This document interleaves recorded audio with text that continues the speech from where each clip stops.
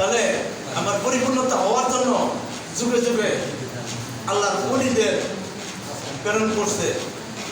তাদের কাছে যাও, তাদের কাছে বসো, বসে জ্ঞানে জ্ঞানান্বিত হয়ে আলোর জগৎ করলাম।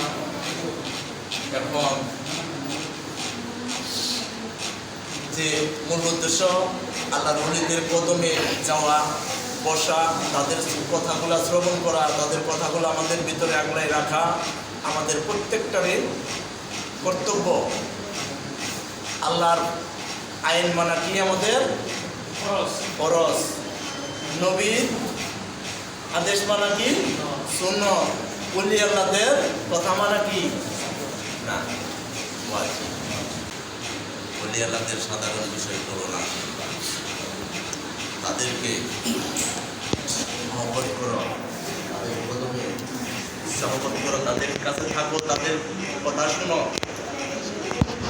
তাদের কথাগুলো শুনে শ্রবণ করে তুমি পরিপূর্ণ হয়ে, তুমি নিষ্পাপ হয়ে। কিন্তু এই বয়সে আমি একজন ওলি আল্লাহর কদমে যাইয়া তার কাছে আত্মসমর্পণ করে, পিছের সমস্ত কিছু বইলে আমি তার কাছে আত্মসমর্পণ করে তার কাছে বয়াত হইলাম, সেদিন থেকেও আমি একটা মাসুম বাচ্চা আমি শেষ করে বড় দিন থেকে আবার প্রথম আমার। তাহলে ওই দিন থেকে যদি আমার প্রথম জন্ম হয়ে থাকে, আগে যা করলাম এটা কি করলাম, এটা কি হয়েছে এটি জানার দরকার, আমাদের জানার দরকার।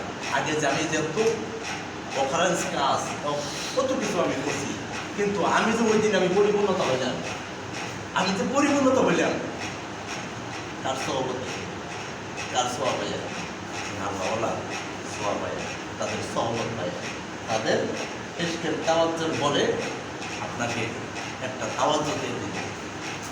আপনার ভালোই লাগে ওলিয়াদের কথা শুনবেন, তাহলে আপনাদের ভিতরে একটা কিছু মহব্বত হচ্ছে, কি করছে ওলিয়ার মহব্বত হচ্ছে, রাসূলের প্রেম মহব্বত হচ্ছে, আল্লাহর প্রেম মহব্বত হচ্ছে। তাই বলতেছে এই ভিতরে যার প্রেম আছে, যার ভিতরে প্রেম আছে ওই ভিতরটাই আলোকিত, ওই ভিতরটাই নরম মলিন। আর যার ভিতরে প্রেম নাই সেই ভিতরটাই কালো, কালো জিনিসই হলো শক্ত পাথর,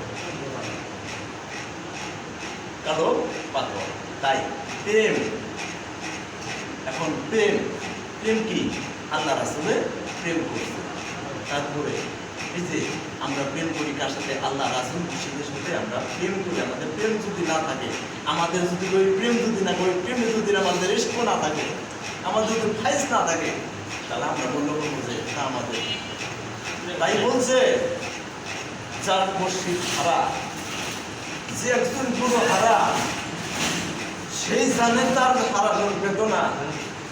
তাদের আজকে কি গুরুর কথা বলে তোমরা শ্রবণ করো, তোমরা কথা বলো না, আদব রক্ষা করো দরবারে। তাই আমাদের ভিতরে যদি আল্লাহ রাসূলের প্রেম, মুর্শিদের প্রেম যদি আমাদের ভিতরে থাকে, আমি মনে করবো ওই দিলটা ওইটাই পাথরও নরম হয়ে তোলার মতো নরম হয়ে দিলটা রৌশনিত হয়ে যায়। তাই বলতেছে এই জায়গায় একটু ভক্ত বলতেছে, বাবার মন্ত্র আছে, বাবা প্রেমের খেলা খেলতে রোজানো